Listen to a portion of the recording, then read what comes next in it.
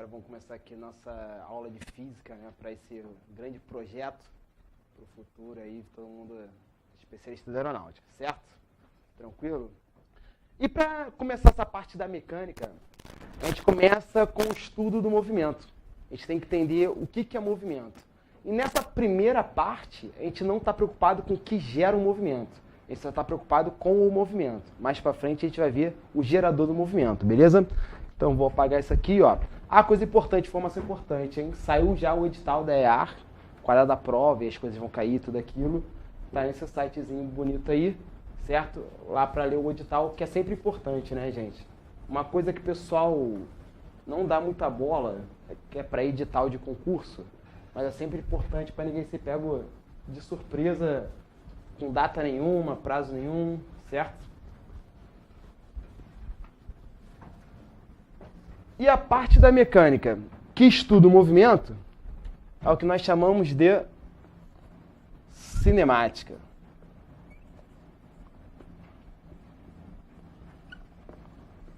Então, vamos começar com ela. E nessa parte nós não estamos preocupados com o que gera o movimento, só com ele, só com o movimento. A gente fala de movimento e de movimento, mas quando é que alguma coisa está em movimento?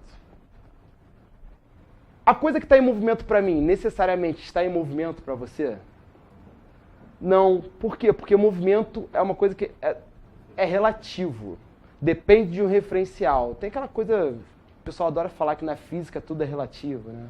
Tem aquela coisa, ah não, tudo é relativo. Mentira, não é tudo que é relativo. Tem coisas que são absolutas. Por exemplo, se eu falo que uma bomba explode, não é relativo que uma bomba explodiu.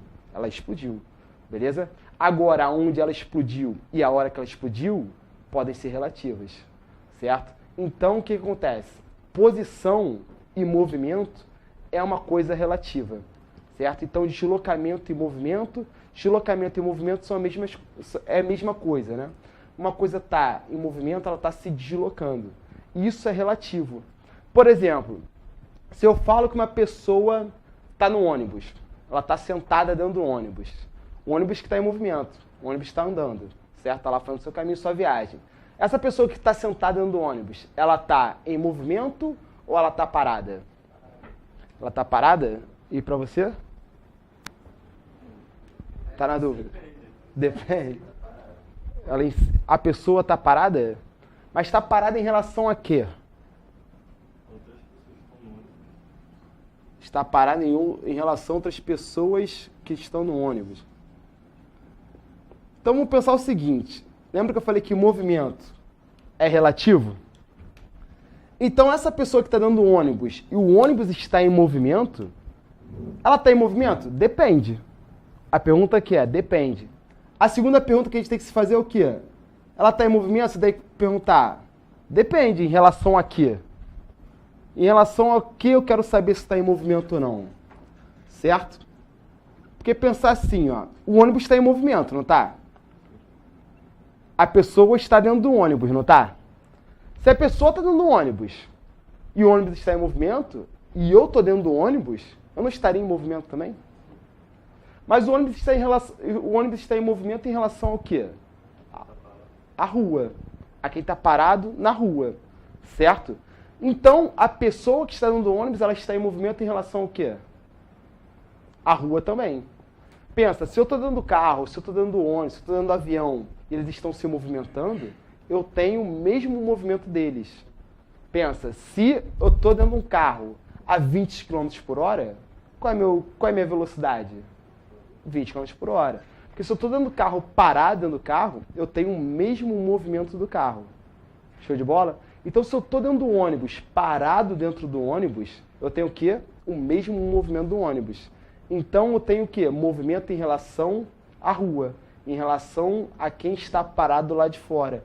Aí entra a questão do referencial. Eu estou em movimento em relação a um referencial parado do lado de fora. Beleza? Mas eu estou em movimento em relação ao ônibus? Não, porque eu estou sentado na cadeirinha lá parado.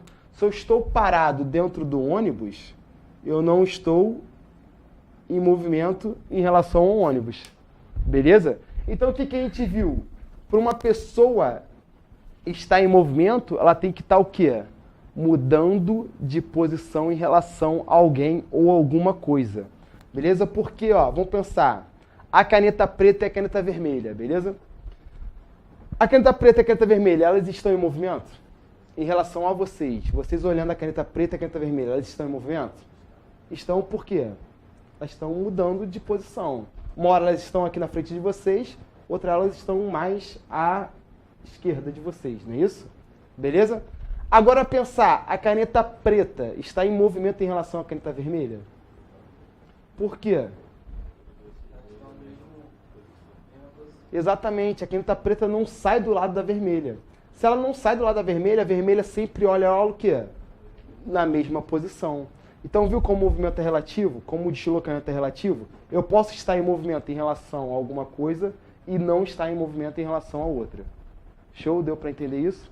Então, movimento é relativo. Então, sempre quando eu falo de movimento, eu tenho que analisar a quem. E eu posso ter mais movimento em relação a uma coisa e menos movimento em relação a outra. Por exemplo, aqui, ó. As duas agora estão em movimento? Estão. Tem alguém parado em relação a alguém aqui? Não. Mas você acha que a caneta preta tem mais ou menos movimento em relação à vermelha ou em relação a vocês, olhando assim?